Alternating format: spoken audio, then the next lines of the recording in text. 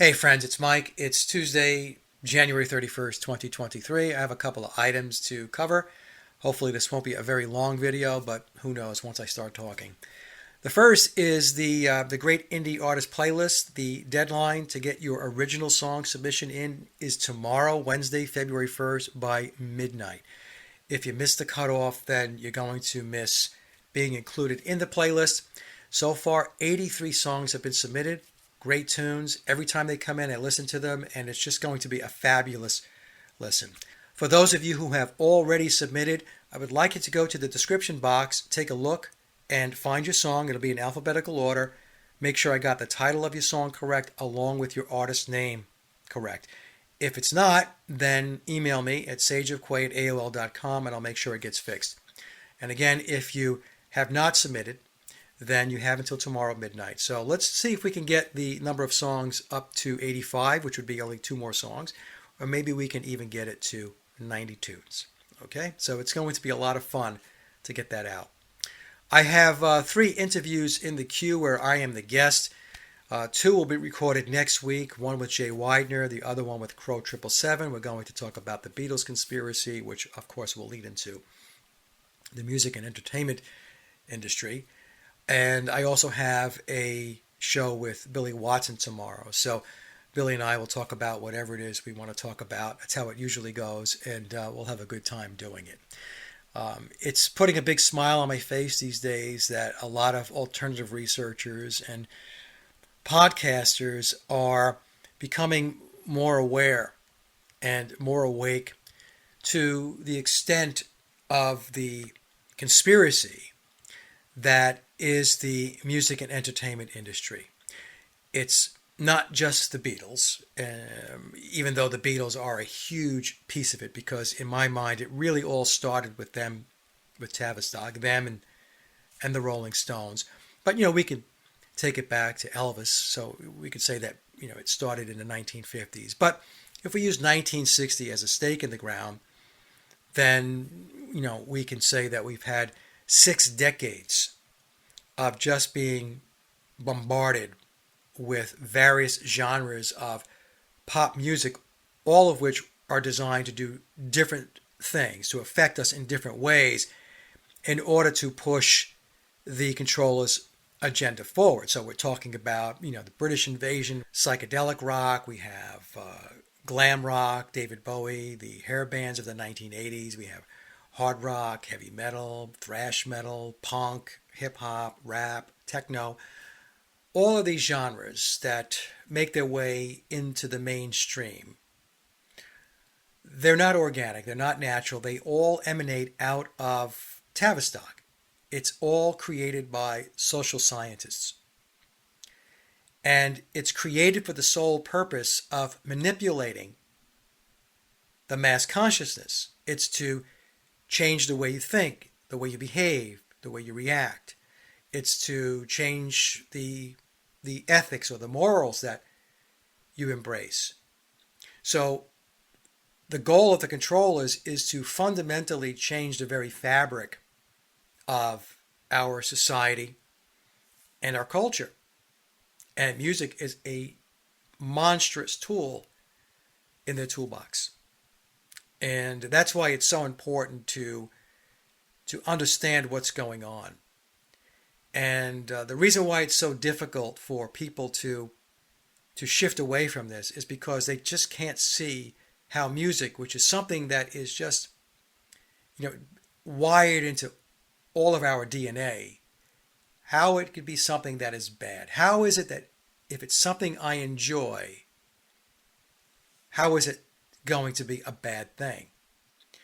And it's brilliant in the way it's put together, right? It's that thinking is exactly why it makes it so powerful, because you're not really seeing the change. You're not seeing the shifts that you yourself are making, or that you are going to teach your kids about, right? And then your kids are going to assimilate certain genres of music, and that's going to that's going to mold how they think and how they act and how they behave. And then you've got your kids' kids and so on, right? It's a very gradual process. And as I mentioned, it's been going on. I'll put the stake in the ground at 1960, all right? I know people will argue it went on before that, but just for the sake of argument, 1960, which means 60 plus years of this constant barrage of social engineering, and it is difficult. I mean, it's a hurdle that I had to get over. I was a total Beatle fanatic, and for me to get into the work that I did, I remember when I first got into it in 2016. I mean, I was resistant, and it's a hard pill to swallow. It's a very, very hard pill to swallow. But I can tell you that once you get over the hump, it gets a lot easier to look at it for what it is, as manipulation, as a social engineering initiative, a psychological operation.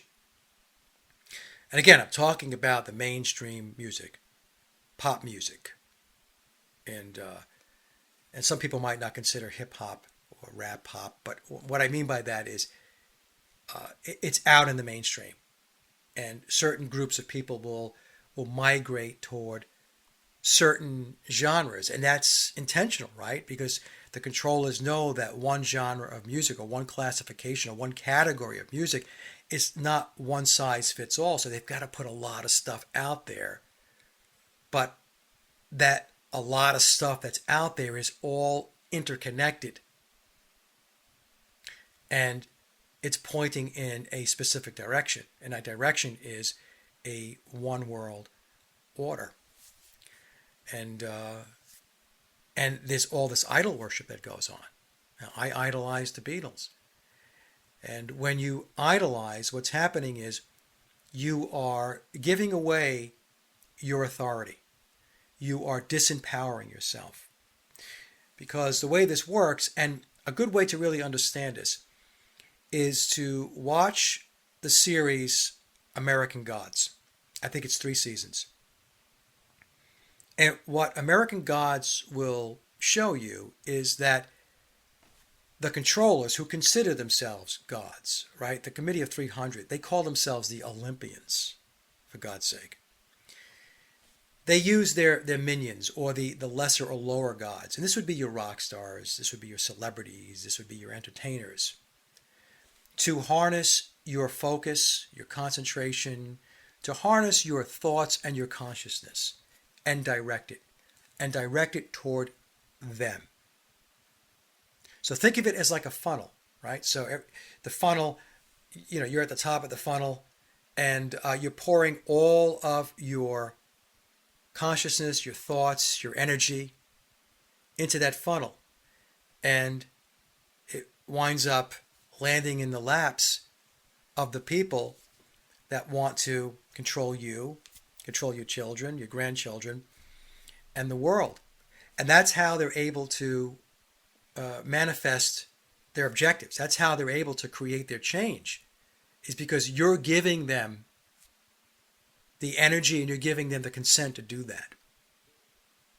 And the energy comes in 2 forms.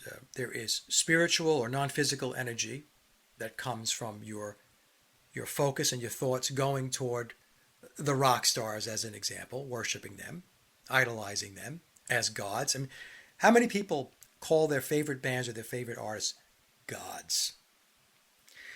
And it also comes in the form of physical energy. So your physical energy would be money, as an example, because you have to work, you have to exert physical energy to go to work to make money. And then you spend your money on their products, on their merchandise, on their CDs, on going to their shows. So they're usurping, they're usurpers. They're taking from you and they're giving it to themselves. And they're benefiting tremendously from your giving up of your non-physical and physical energy. And I know for a lot of people, who are not familiar with my work, they're probably thinking this is just sounds so crazy, but that's how it works, and so that's why it's good. Circling back to folks that want to talk about this, it's good that we talk about this. It's good that we air it out. It's good that we point it out. It really is. Now, talking about understanding all this, I'm just about finished reading the most recent edition of the Memoirs of Billy Shears, the 2022 edition, and there is new content in the book, both in the narrative and the footnotes. I would say it's not significantly more than the 2021 version. So if you have the prior year version, then you're probably okay, and there's no need to buy the new book. I mean, I buy the books because of the work that I'm doing, but it's probably not necessary if you have the 2021. If you have the 2018 version, which was the 9 after 909 version, then it's probably worth updating to the 2022 version of the book. The chapter that has to do with the occult, that chapter's gotten a bit darker. And as I was reading it, I remember thinking to myself, yeah, you know what? I need to read this because I need to understand it, but I really need to get through this because it was, it wasn't making me comfortable. But once I got past that, then, it was okay. And again, if you are into Paul is Dead and it's something that, that you like to dig into, especially if you're a researcher and an investigator and you have not read the book, then I'm going to say that you have a hole in your resume. And there's a multitude of reasons why certain people who look into Paul is Dead and the Beatles, they don't look at the book. They don't read the book, but by not doing so, there's just a wealth of information, a ton of information that you're missing out on that would benefit your own work. It would tie out, I think, a lot of maybe questions you might have, or it will send you off in directions that you haven't ventured into yet. And, yes, and you have to decode the book. Okay, it's a Masonic book. I'll just lay it out there. And it's like a big puzzle. So the book challenges you to do the work. And sometimes that work is hard. It's, you think to yourself, am I going off on a wild goose chase with this? And the book is also inviting you to research outside the book. So in other words, it'll drop little breadcrumbs. And then if you pick up on them, then you would go outside the book and say, what exactly is that part of the book saying? And let me see if I could do some additional research and see if I could figure it out and tie it out. So again, the book is not for everybody. But if you're into this game, if you're into Paul is Dead and the Beatles, and you want to understand the conspiracy, then I highly recommend that you read it. And read it objectively, not with a bias. I mentioned in one video or one interview that I did that, there are people out there that just go yammering on about, oh, it's fiction, it's this and that, and blah, blah, blah. And the thing is, these people that are saying this, the vast majority of them, and I mean the vast majority of them, have not read the book. So, they're going off and, talking about and saying things that they're uninformed about. And the example I used, I think it might have been with John Neames or with Mark Devlin. I said, it's like reading a car review by somebody who never drove or tested the car that they're reviewing. Would you rely on that review to go buy your car? You probably would not. I would hope you would not, right? Because it's an uninformed review. And then there are those out there that say that they did read it and they still go on and on and on about it being fiction and a bunch of lies and Billy's a liar and all that stuff, But I found with those people, what they do is they go in with a bias. So they read it, or they say they read it, so they can say that they read it and they think they got over some hurdle.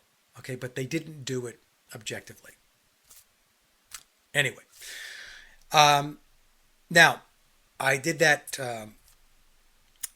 presentation on the Rolling Stones, and no, I am not getting into the Rolling Stones. That's probably going to be the first and last presentation I'm going to do on them. The only reason why I did it was because I watched the Muscle Shoals documentary, which Vicky, who does our Pepper Time presentations, recommended that I take a look at. And when we got to when I got to the Stones segment, when I watch these documentaries now, folks, it doesn't matter whether it's the Beatles, the Rolling Stones, or some other band. I do so with a discerning eye and ear, because knowing what I know now and what a lot of you know, we could pick up on the gaps and the holes in these stories. And the way they present these stories is they want to present it in a way where the band members, as an example, or the artist or the entertainer, there's something truly special about them. They're magical. They have superhuman abilities. They have abilities that you can't even begin to comprehend. They are phenomenal songwriters.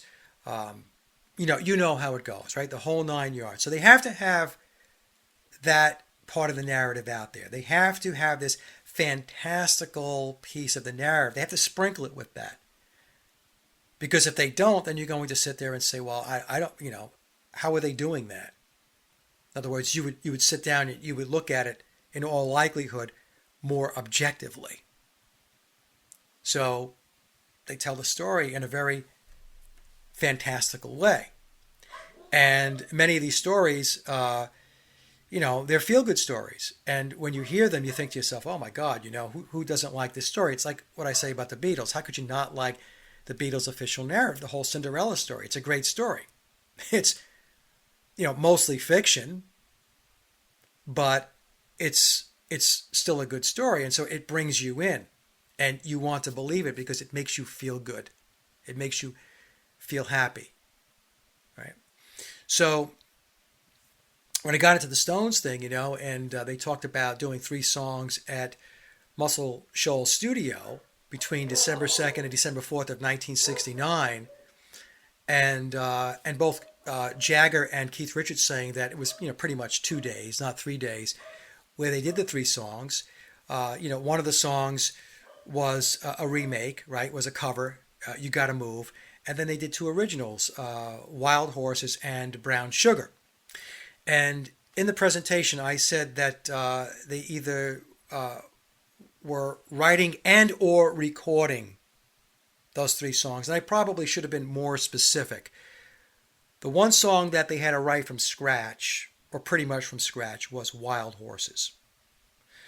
Brown Sugar, we're told, was written about 5 months earlier when Jagger was doing the film Ned Kelly. So we have another narrative where we have a songwriter, in this case Mick Jagger, not McCartney and Lennon, right, writing during A Hard Day's Night or Help. We have Jagger writing Brown Sugar, allegedly, during the filming of Ned Kelly. So we could, I guess, we'll have to make the assumption that the Stones came into Muscle Shoals with Brown Sugar already written. Whether it was rehearsed or not, we have no idea, right? That's not explained in the documentary, but we are told that Wild Horses, Jagger said that he believed that Keith had just the chorus, and then Keith said it was just an idea. And then Keith tells us to complete the song. He goes off to the bathroom, and he finishes the song. And he comes out and shazam, it's done, a complete song. And but the problem is that even if they didn't write any of the songs from scratch, but we know that Wild Horses pretty much was. If you're going to go to the studio for 2 days, you better have your ducks lined up. Okay, that's a flyover.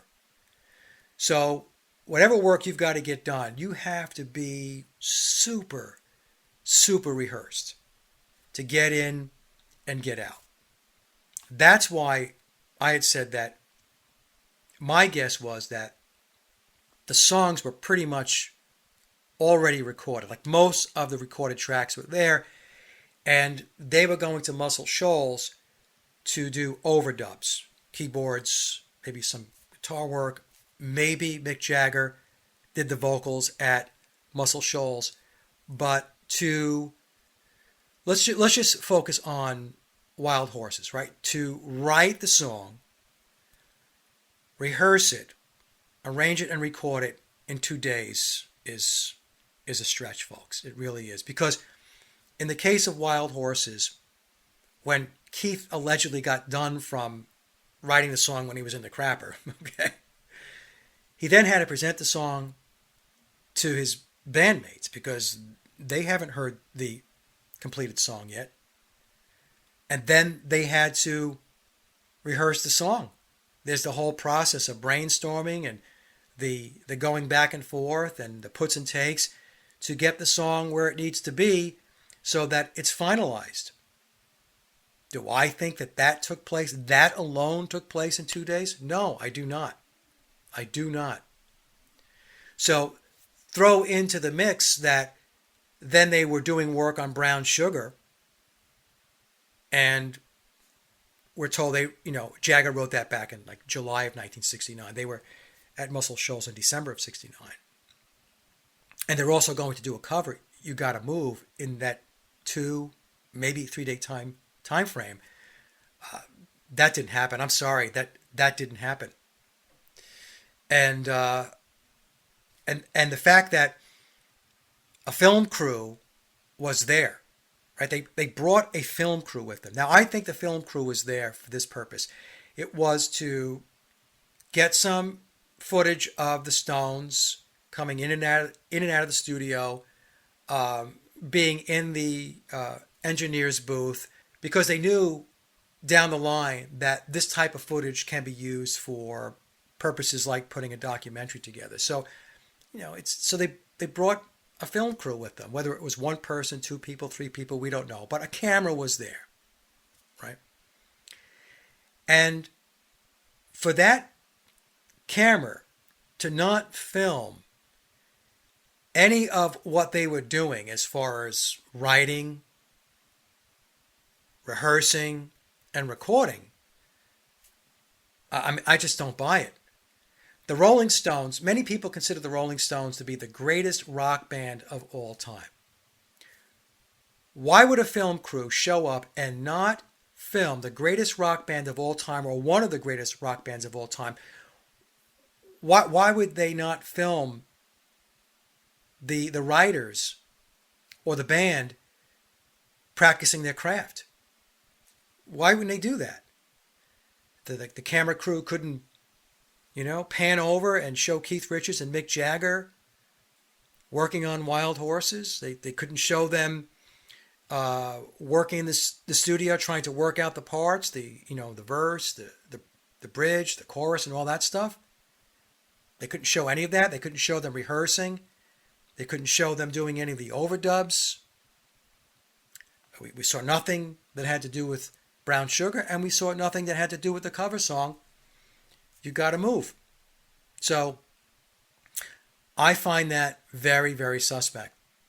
Because if you want to really reinforce the narrative, then, audio-visual interlock is something that goes a long way to putting out any fires or any questions that folks might have. Right? Inquiring minds want to know.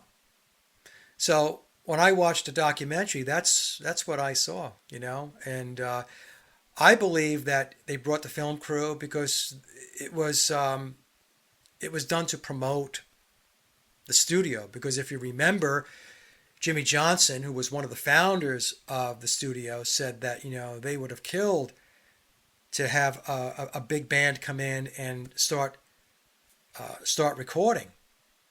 And I believe that's about the time that Jerry Wexler got involved in the mix with, he was already in the mix with the studio because he gave them some money to get it funded. But Jerry Wexler also wound up, excuse me, I've had a sore throat for like 2 or 3 days. I'm just getting over it. He also was, connected into the Stones a little later on. So in any case, I'm digressing here and probably babbling on a little bit too much, but I don't know. I don't buy that scenario, that narrative at all at Muscle Shoals, especially considering the fact that there was a film crew there and they didn't film anything. Nothing that was worth it. Filming them going into the studio, coming out of the studio, filming them in the engineer's booth. So what? So what? There was much more important things going on in the studio that should have been captured on film to document what they were doing. It would have been a great thing to capture, and it just wasn't done. So you have to ask yourself, why wasn't it done? And I would argue that my thinking, the reason why it wasn't done, is because what they were telling you they were doing in the studio is not what they were doing. That's, again, my opinion. And let me just say this, right? Whenever I present anything, I'm presenting my findings, I'm presenting my research. I'm not trying to convince anybody of anything. And some people think that I'm just saying that. Of course you're trying to convince people, Mike, because otherwise you wouldn't do this stuff. No, I do this stuff because I do it for me. I enjoy the research. I enjoy connecting the dots. I enjoy presenting my findings and my conclusions. I like doing that. I do it because from an individual perspective, for Mike's purposes, it helps me to better understand what constitutes this reality, how this reality really works. And if my work is something that irritates you or makes you angry and upset, and you go home and you're taking a swing at your spouse or you're kicking your dog, then you don't belong here. Then don't watch my content. Don't click the play button. And if you do click the play button and you're hearing stuff that doesn't resonate with you and it makes you very upset, then just stop and go elsewhere. There was one person that was, commenting on my channel over a number of years. And I guess it was okay to look into the Beatles and research the Beatles. But as soon as I leaned into the Rolling Stones, that was something that set them off. And he wrote I would consider to be a very childish comment, and it was a personal attack on me. And, not commenting and putting together an intelligent comment which would put across why he thinks I didn't get certain things right or why I was wrong. No, didn't do that. He decided that he was going to try to hit below the belt. And, so I left a comment up for about a day. I responded and I said, hey, very childish. It's time to grow up. And then I decided, you know what? I'm not even going to engage. Just take the whole thing down, and that person has been blocked. They can no longer engage or comment on the channel. The lack of civil discourse is something that, I don't know. I just don't know why it is. Why is it so hard for adults? And that's what we're talking about, adults. These are not kids. They behave like kids. They behave like 14 and 15-year-olds, but these are grown people. These are people that are in their 50s, 60s, some are in their 70s. I have subscribers who are in their 80s, and they just cannot engage in a mature adult way. They're incapable of it. I don't understand it. But I can tell you this, I'm not going to entertain it. Some people accuse me of censoring because I don't allow every comment to come through. You have to see some of the trash that people try to push through the comment section, folks. It's not censorship. You know why it's not? Because if you are on YouTube, then, or any video platform, then you have a YouTube channel. And if you have a YouTube channel, then you can go about your business and you can talk about whatever it is you want to talk about. If you think the Rolling Stones did what they said they did at Muscle Shoals as an example, then you know what? Then you should talk about it. And you should put forth whatever your proof or evidence is to prove that they did it. You know? It's like, here's an analogy. You invite somebody to your house. And when that person gets there, they start becoming belligerent and nasty. They start attacking people. And they're just misbehaving in a very bad way. Would you keep them in your house, or would you tell them to leave immediately? And that's how it is when you're on somebody's platform. You are being invited into that content creator's home. And so myself and others are under no obligation to put up with people who cannot conduct themselves properly. And I, for one, I don't have any patience for it. I don't lose any sleep over it. It's a very easy thing to do. It's one click, boom, you're gone. That's it, you know. With 15,000 or so subscribers, you know, if you're going to jettison, you know, a dozen, 2 dozen, 3 dozen or whatever because, you know, they can't do the right thing, who cares? It's a rounding error, you know. I'm interested in engaging with people who are critical thinkers.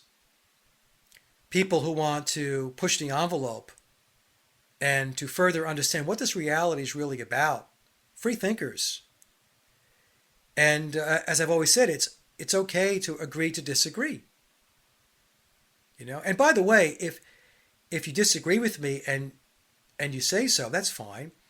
But then if I come back and comment and say, well, what about this, this, and that? Don't get agitated. People do that, right? They expect, okay, well, you presented so I can comment and disagree. And then, you know, Mike, you know, you don't have any right to say anything else. There's no follow-up on your part, right? So, no, it doesn't work that way either. Okay, so I guess the point I'm making is, you know, this is a very strange place. And, you know, the controllers, one of their social engineering initiatives was to have this whole thing where any Tom, Dick, and Harry feels like they can comment and everybody has to listen to them.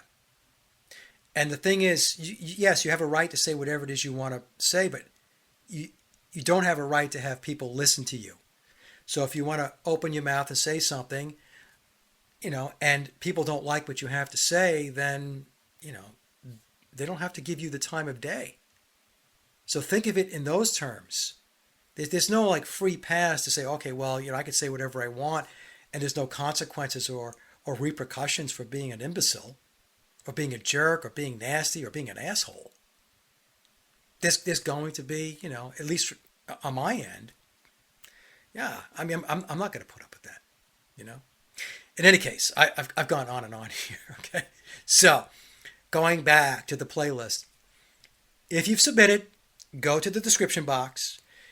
The names of your songs and your artist names are there. Make sure it's correct. If it's not, email me, sageofquay@aol.com. And if you have not submitted your original song and you want to, get it in by tomorrow, February 1st. And if I get this out tomorrow, then get it in today, February 1st by midnight. Okay? All right, folks. This went a lot longer than I thought it was going to go, but it is what it is.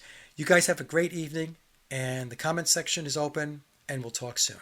Have a good night.